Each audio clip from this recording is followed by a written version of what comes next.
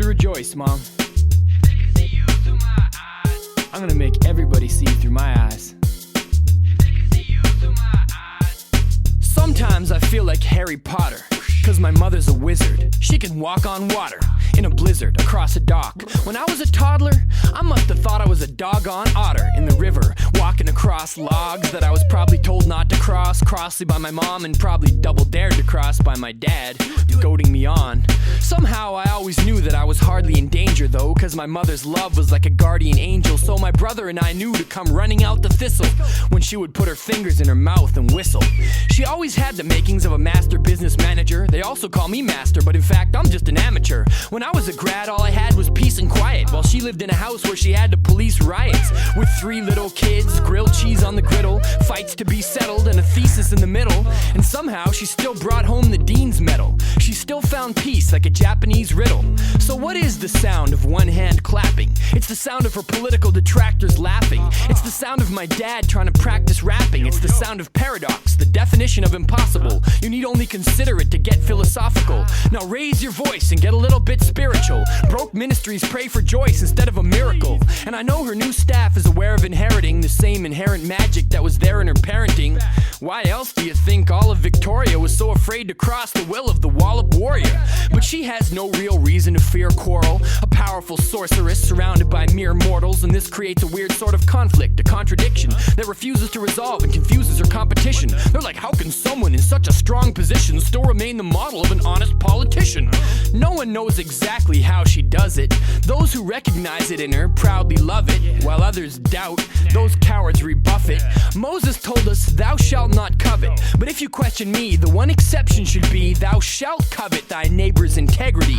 'Cause I often look to her when I need to better me, and I'll never be shy when I meet someone on the road to say that my mom's the smartest woman I know. And lately I'm never home, but as I come and go, I always keep in mind my mother's government role, especially when I'm strained and I have to work all night, and I start to complain about my personal life. But this is Club Med next to her workload, right?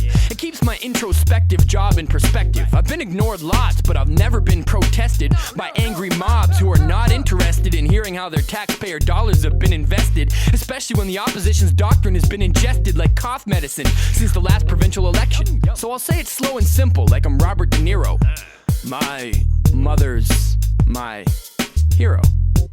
If I exaggerate, you might think I'm a weirdo, but I believe she could work under the Emperor Nero and still bring the people heat when the temperature's 0, and still bring the people hope when they've been deceived by everyone from government to industry. She even makes cynics suspend disbelief when she makes friends with the business elite, and then still defends the people living in the streets. I'm just proud to be one of the limbs of this tree, but I'm not mad at her detractors, just sorry, 'cause Joyce's whole life has been a success story. I've never met anyone more destined for glory. I mean, look what she did when she was just in her 40s. MBA, MLA, cabinet minister, business manager, though that almost finished her. So I've never met anyone in worse denial than the person who says she isn't versatile. The most impressive public figure that's emerged in a while. The queen of the Fraser, our version of the Nile. The stuff of legends like Cleopatra, able to achieve anything that she goes after. And you can see that she's her own ego's master. And that's a keystone on the path to enlightenment. A woman of action, passion, and excitement who never hides behind a mask of entitlement.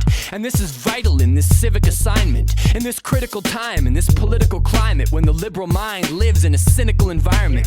Joyce is our beacon of light, and we can shine it on people at night, and they can seek and find it. And it's plain to see that she's patient and even-minded, and speaks respectfully to people, even when they've been blinded by flagrant lies and propaganda machines. Sometimes it makes me want to throw my hands up and scream, but Joyce never seems vexed when she has her hands full with each next crisis or media scramble. She sees each challenge as a chance to lead by example, and that's why she's so badly needed by Campbell, 'cause she keeps her energy grounded and soft, even when everyone around her is lost. So let's have a thunderous round of applause for my beautiful mother, who's down for the cause. I wish I was there to hear the sound, but I'm not. Thanks for everything, Mom. I think it's my turn now. Let me sing you a lullaby. Like this. If they could see you through my eyes, I know they would recognize you as a role model. If they could see you through my eyes, I know they would trust you with the tribe survival. If they could see you through my eyes, I know they would recognize you as a role model. If they could see you through my eyes,